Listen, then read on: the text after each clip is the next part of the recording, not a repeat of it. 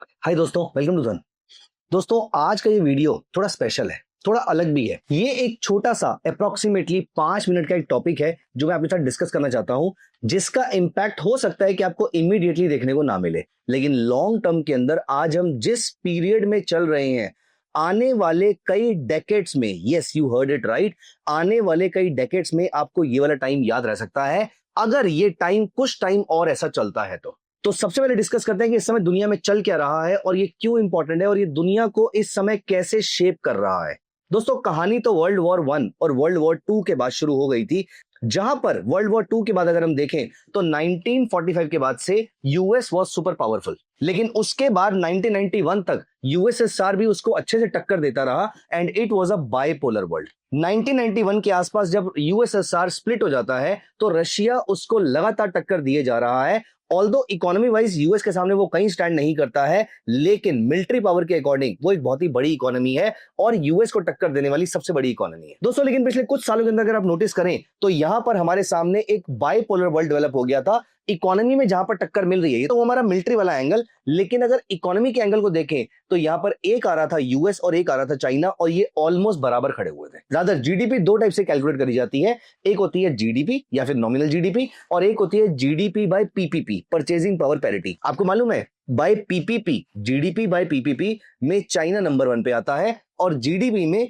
US number 1 पे आता है, तो दोनों कॉम्पीट कर रहे हैं बहुत स्ट्रांगली। तो ये तो था बाइपोलर वर्ल्ड। लेकिन अब दोस्तों, यहां पर डोनाल्ड ट्रंप साहब के प्रेसिडेंट बनने के बाद से दुनिया बदल गई है मल्टीपोलर वर्ल्ड में। तो एक तरफ यूएस है, दूसरी तरफ ईरान भी है जो उसको मिलिटरीली टक्कर दे रहा है, यहां पर चाइना भी है, यहां पर रशिया भी है, और इंडिया भी कोई छोटा देश नहीं रह गया है। We are the 4th largest economy of the world. मैं पूरे के पूरे वेस्ट को और जापान को अभी यूएस के साथ ही कंसिडर करके चल रहा हूं, ऑल्दो कुछ चीजों में जापान भी यूएस से अग्री नहीं करता है, but they are normal things, वो कोई एक्स्ट्राऑर्डिनरी चीज नहीं है। लेकिन आज जब डोनाल्ड ट्रंप ने टैरिफ लगाने स्टार्ट कर दिए हैं और अपने एलाइज को भी तोड़ना शुरू कर दिया है, वो कंट्रीज जिनसे वो सबसे ज्यादा इंपोर्ट करता है, वो कंट्रीज जिनको वो सबसे ज्यादा एक्सपोर्ट करता है, वो कंट्रीज जो अच्छे बुरे वक्त में यूएस के साथ खड़ी हुई थी, आज डोनाल्ड ट्रंप बिना कोई चीज नोटिस करे वो सब पे टैरिफ लगाते जा रहे हैं। तो दोस्तों, ये मल्टीपोलर वर्ल्ड में क्या है, यूएस एक जगह पे है, कुछ जगहों पर यूरोप के कुछ नेशंस अब अलग होना शुरू हो गए हैं, अलग एज इन कि वो यूएस की पॉलिसी से अग्री नहीं करते हैं। जापान पे भी आपके टैरिफ लगने शुरू हो चुके हैं। एट द सेम टाइम अब बन रहा है एक ऐसा ट्रायो जो अभी तक बहुत ज्यादा क्लोज नहीं था,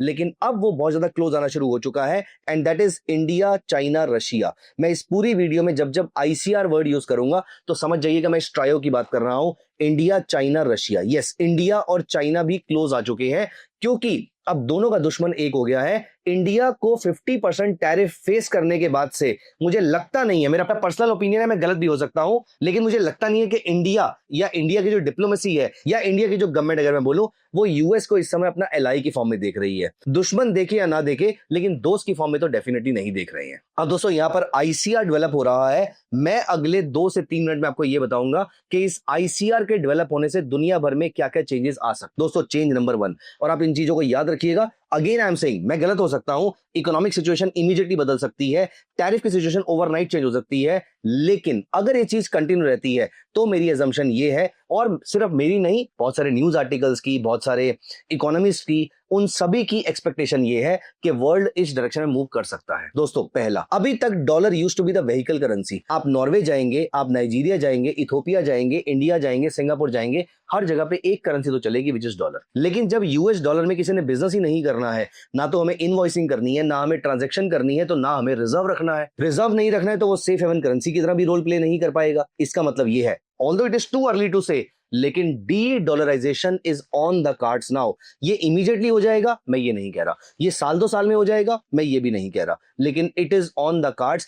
अब टैरिफ की सिचुएशन जितनी ज्यादा वर्सन होती जाएगी, डॉलर से कंट्री का रुझान उतना ही दूर होता जाएगा। People will stop accumulating dollars. Rather आप एक डेटा चेक कर लीजिएगा, डोनाल्ड ट्रंप के प्रेसिडेंट बनने के बाद से डॉलर में हैवी सेलिंग बड़ी बड़ी कंट्रीज के थ्रू देखने को मिली है, चाहे वो जापान हो, चाहे वो चाइना हो, चाहे वो और कोई मेजर कंट्री हो। तो 1, डी डॉलराइजेशन। दोस्तों, दूसरा, India, China, Russia, ICR total मिला के जीडीपी बाय पीपीपी में अप्रोक्सीमेटली $54 ट्रिलियन की इकोनॉमी है। दुनिया की इकोनॉमी का size by PPP approximately 175 trillion dollars है, मतलब मोर देन 1/3, मतलब ऑलमोस्ट 1/3 ये तीन कंट्रीज मिला के बना देती हैं। अगर हम नॉमिनल जीडीपी की बात करें तो पूरी दुनिया का GDP is approximately 110-115 trillion dollars, तो इसमें से 25 से 30 ट्रिलियन डॉलर ये तीन कंट्रीज मिला के बनाती है। तो आप समझ जाइए कि अप्रोक्सीमेटली 25% हम यहां पर भी स्टैंड करते हैं। तो अगर ये इकोनॉमी ड्राइव करेंगे तो आप समझ जाइए कि हम यूएस के फेवर में तो उसको ड्राइव नहीं करने वाले हैं। We are going to present a strong competition.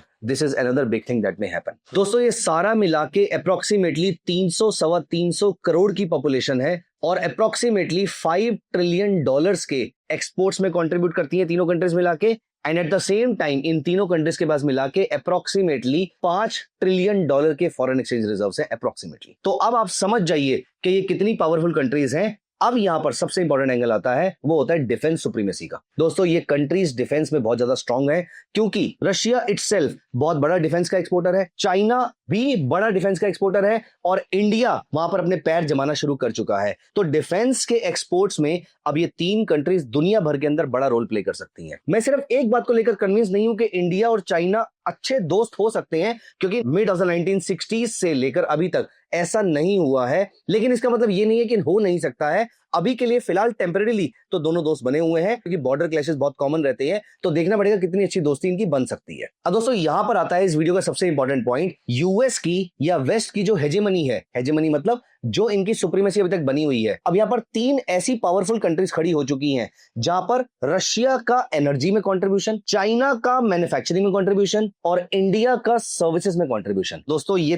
तीनों चीजें अगर आपस में मिल जाती हैं और ये तीनों एक्चुअली में अच्छे दोस्तों की तरह काम करते हैं, तो मुझे पर्सनली नहीं लगता है कि वेस्ट का हेजेमनी कहीं पर टिक पाएगा। अगर टैरिफ की सिचुएशन खराब होती है तो जितनी ज्यादा टैरिफ की सिचुएशन खराब होगी उतनी अच्छी दोस्ती इन तीनों कंट्रीज की होती रहेगी। और ये तीनों कंट्रीज अगर आपस में अच्छे दोस्त बन गए तो ये यूएस की हेजेमनी को बहुत ही क्लियरली चैलेंज कर सकते हैं और rather I wouldn't be surprise कि वो खत्म कर सकते हैं, वो डिस्ट्रॉय कर सकते हैं, क्योंकि यूरोप में ऐसा कोई स्ट्रॉन्ग कंपटीटर नहीं है जो इन तीनों को कंपीट कर पाए, क्योंकि Europe itself is struggling. And US में अभी अगर मैं लास्ट वीक के डेटा की बात करूं तो US itself has filed for maximum number of bankruptcies ever since 2020। US की इन्फ्लेशन भी कंट्रोल में नहीं है। यूएस के फेडरल रिजर्व के चेयरमैन ने अभी रिसेंटली बोला है कि हम इंटरेस्ट रेट्स कम करने वाले हैं, इसकी वजह से इन्फ्लेशन और शूट कर सकती है। आई एम नॉट श्योर कि वो किसी प्रेशर में आके बोला है या उनको जेन्युइनली लगता है कि उसकी रिक्वायरमेंट है, लेकिन आज जो कुछ भी है वो पूरी दुनिया भर के अंदर पॉलिटिकली ड्रिवन हो रहा है। And politically driven world is not a very very good world, क्योंकि वर्ल्ड वॉर 2 से पहले, मैं ये नहीं कह रहा कि यहाँ पर हम वॉर के क्लोज आ रहे हैं, हम उससे क्लोज कहीं पर भी नहीं है, लेकिन अगर पॉलिटिशियंस वर्ल्ड को ड्राइव करेंगे, फाइनेंशियल मार्केट्स को ड्राइव करेंगे, इकोनॉमिक वर्ल्ड को ड्राइव करेंगे और इकोनॉमिस्ट और फाइनेंस के लोग नहीं करेंगे, तो this is not good for the broader financial world. Financial order change हो सकता है, ये सबसे बड़ा चेंज आएगा आने वाले सालों के अंदर अगर डोनाल्ड ट्रंप की पॉलिसीज इसी तरीके से आगे बढ़ती हैं और टैरिफ इंडिया पे, चाइना पे, रशिया पे, किसी पे भी और ज्यादा बढ़ती है। तो कंटिन्यूअसली सारी मीटिंग्स फेल हुई हैं। यूएस और रशिया की मीटिंग रही हो, यूएस और चाइना की मीटिंग रही हो, यूएस और इंडिया की तो मीटिंग हो ही नहीं पाई, उससे पहले ही वो कैंसिल हो गई। This can make these three nations very good friends, और अगर ये तीनों दोस्त बनते हैं तो my last statement for you is कि यूएस की हेजेमनी खतरे में हो सकती है। Is this good for India? To some extent yes, to some extent no. लेकिन इंडिया को अगर इन तीनों नेशंस के अंदर अपना पैर जमाना है तो हमें अपने अंदर अपनी इकोनॉमी को और ज्यादा स्ट्रांग करने की जरूरत है, क्योंकि डेटा पॉइंट्स हमारे भी कोई एक्स्ट्रा ऑर्डिनरी अच्छे नहीं है, लेकिन अगर इस समय हम अपनी इकोनॉमी को अच्छे से संभाल लेंगे तो we can pose a real threat to the entire world positively, as in कि हम एक बहुत बड़ी इकोनॉमी बन सकते हैं। ये हमारे पास अच्छा मौका है अपनी इकोनॉमी को या अपने आप को दुनिया के सामने प्रूव करने का। तो दोस्तों डोनाल्ड ट्रंप की टैरिफ की पॉलिसीज का इंपैक्ट क्या पड़ेगा दुनिया के ऊपर, मैंने आपके साथ डिस्कस करने की कोशिश करी है। ये मेरे पर्सनल ओपिनियन है और ये ओपिनियन मैंने कुछ न्यूज़पेपर से, कुछ आर्टिकल से, कुछ इकोनॉमिस्ट के बहुत सारे आर्टिकल्स पढ़ के जो मैंने डेटा एक्यूमुलेट किया, मैंने वहां से जनरेट किए हैं। We all can disagree on this, we all can agree on this, no one knows, but at all points in time the thought process is only to educate you. मेरा यहाँ पर कोई ओपिनियन नहीं है कि मैं आपको रिकमेंड कर सकूं किसी चीज को लेकर। तो ये पूरे एपिसोड को सुनकर आपको क्या लगता है कि दुनिया किस वर्ल्ड में जा रहा है, आइए कमेंट सेक्शन में बात करना शुरू करते हैं। Thank you so much. Bye-bye. Take care. Investments in the securities market are subject to market risk. Read all the related documents carefully before investing.